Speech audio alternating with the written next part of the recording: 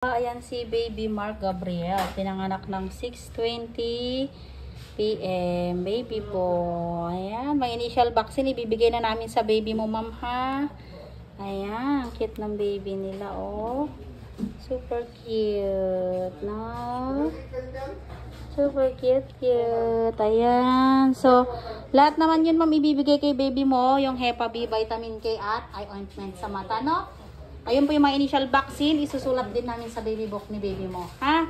Then, bukas, ipapacheck natin si baby mo sa pedia, no? For sure, na okay naman din si baby. Kasi sa baby, pedia na po yung kailangan titingin, no? And then, bukas din kayo makakauwi. Kasi within 24 hours, dapat mag-stay kayo dito ni baby mo, ha?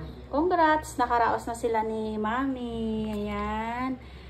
Nakatawag dito, na-explain na rin ako kay mami. Ka lang, karaos na. Wala na yung sakit, no? Ang bilis ni mamang anak. Ay ilang 7 cm, tapos wala pang isang oras.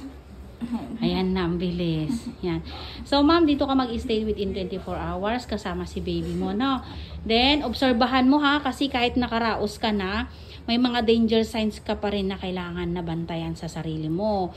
Nahihilo, nasusuka, masakit batok mo, sinisikmura, biglang paninikip ng dibdib.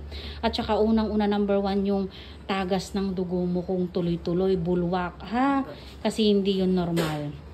Then, ang follow-up check-up mo dito sa amin after 1 week. May problema o wala, babalik ka sa amin for follow-up check-up kasama si baby mo, no? Okay, congrats, ma'am. Kain ka, ha? Tapos mag-breastfeeding ka, no? The best ang breastfeeding. Walang tatalo sa gatas ng ina, ha? Congrats! Sabihin mo na kay mama mo, nakaraos na kayo, ha? Maghihintay din sila. Bye-bye. Thank you.